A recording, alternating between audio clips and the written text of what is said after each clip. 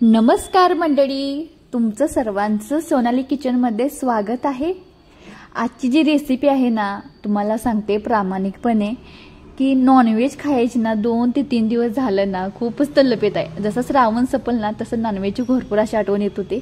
म्हटलं नॉनव्हेज संपल्याशिवाय तर नॉनव्हेज आपण घरात आणू शकत नाही, मग त्या बदली काहीतरी तसंच लागणारं काहीतरी करूया काय म्हणून हा पदार्थ केलाय बरं का। आणि लागला सुद्धा जे चिकन 65 आहे ना तशाच पद्धतीने लागलं। जे नॉनव्हेज खात नाहीत, व्हेजिटेरियन आहे ना, त्यांनी सुद्धा खूप आवडीने खातील बरं का। एकदम कुरकुरीत, खुसखुशीत आणि चवीला सुद्धा छान। तर ह्यामध्ये आपण घातले 4 प्रकारच्या गोष्टी आणि त्यामुळेच हा पदार्थ तयार केलाय। तर पहिले आहे ते मटणाला सुद्धा तोड देणारं सोयाबीन मटण। आता हे घातलं आहे, मी इथं घातलं आहे 20 रुपयाची पुडी आणली होती। आता ती किती आहे, 100-150 ग्रॅम असतं ते आता घातलं आहे ह्यामध्ये। आणि आता हे आपण भिजवून घेणार आहोत। तर इकडे भिजत आहे तर दुसरी गोष्ट आहे ती ब्रेड घ्यायचा आहे। इथं 4 ब्रेड घेतले आहेत, मिक्सरच्या जारमध्ये घालत आहे आणि ह्याचे आता आपण पावडर करून घेणार आहोत, अगदी बारीक करून घेणार आहोत। आणि थोडी दुसरी गोष्ट आहे ती आपण मक्याचं कणीस आणि बटाटा सुद्धा शिजत घातला होता मी। आणि हे बघा चांगली अशी पावडर करून घेतली आहे। सोयाबीन मटण सुद्धा छान भिजलं आहे। थंड झाल्यानंतर ते सुद्धा आता आपण पिळून आहे ना, घट्ट पिळून ते मिक्सरच्या जारमध्ये घालणार आहोत। हे सुद्धा आपण बारीक करून घेणार आहोत। तर तुम्हाला सांगते, तुम्हाला सुद्धा नॉनव्हेज खायची तलप सुटली आहे का हो? जे नॉनव्हेज लवर आहेत ना त्यांनाच ह्या भावना कळणार आहेत। आम्ही तर नॉनव्हेज म्हटलं की मेलेलं उठीन असं माझं काम तर आहे। पहिल्यांदाच मी श्रावण म्हणजे पाळलाय। माझे वडील तर कधीच पाळत नाहीत, त्यांच्यासारखंच माझं काम आहे। तर ह्यावेळेला खूपच संयम ठेवून हा मी श्रावण म्हणजे पाळला आहे। आणि शेवटीला कसरच होतं। आता हे आता छान असं मिक्सरला बारीक करून घेतलं आहे। आणि नंतर आता ह्यामध्ये घातलं आहे स्वीट कॉर्ननं खूप छान टेस्ट आलती ह्याला। तर नवीनच काहीतरी पदार्थ केला आहे, काहीतरी घालून एखादा पदार्थ केला की छान टेस्ट येते। आणि बाहेर तुम्हाला सांगतो, बाहेर असं जबरदस्त असा पाऊस पडत आहे आणि पावसामुळे ना मुलांना सुट्टी दिली आहे। तर पूर आल्यामुळे 2 दिवस शासनाकडून सुट्ट्या आहेत आणि घरामध्ये काहीतरी चमचमीतच करण्यासाठी हा पदार्थ केला आहे। ह्यामध्ये 1 इंच आलं घातलं आहे, मिरची घातली आहे आणि जास्त बारीक करायचं नाही, थोडं जाडं ठेवायचं आणि नंतर बारीक करायचं, म्हणजे आपण तळलं नाही आतलं जे स्वीट कॉर्न वगैरे आहे ना छान असं लागलं पाहिजे, दाताखाली आले की छान लागतं। तर चौथी गोष्ट आहे ती बटाटा घेतलाय। 1 बटाटा मोठा होता, तो छान शिजवून घेतलाय गिर असा।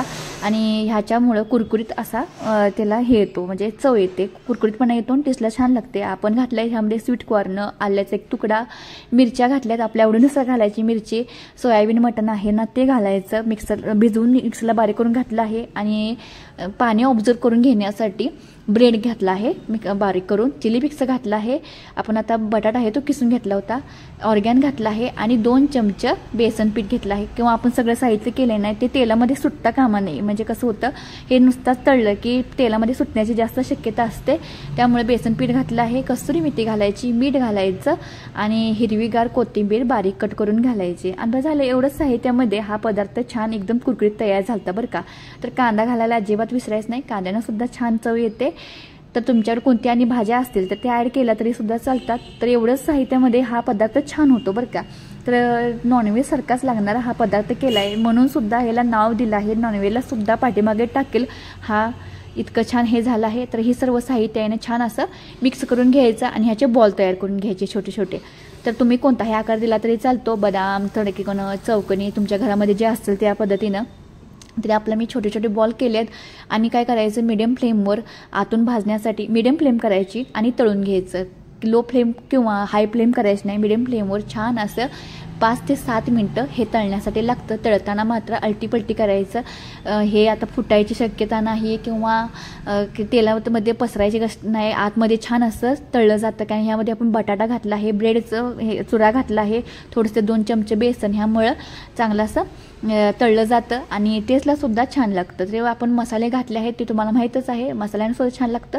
तळून घेतलं आहे, कुरकुरीत तयार झालं आहे। खाण्यासाठी टमाटर सॉस घेतला आहे आणि बाहेर पाऊस, गरमागरम अशा पद्धतीचे पदार्थ आणि तोंडाला नॉनव्हेजची चव आणि त्यामध्ये हा नॉनव्हेज सारखाच लागणारा हा छान असा कुरकुरीत बॉल तयार केला आहे। तर आतून सुद्धा भाज्या छान अशा शिजल्या आहेत, आतून सुद्धा भाजल्या, वरचं कोटिंग कुरकुरीत आणि टमाटर सॉस त्याच्याबरोबर म्हणल्यावर विषय संपला. तर ही रेसिपी बघायला तुम्हाला आवडली असेल तर आपल्या सोनाली किचनला लाईक करा, शेअर करा आणि सबस्क्राईब मात्र करायला अजिबात विसरू नका. माझ्या रेसिपी एकदम साध्या सिंपल असतात. तर माझ्या मिस्टरांना हा घास दिला आहे एकदम कुरकुरीत छान असा, त्यांना पण खूप आवडला, मुलगीला सुद्धा दिला. घरच्यांना आवडलं की आपण पण खुश आणि घरचे सुद्धा खुश. असंच चॅनेल पाहत राहा. धन्यवाद.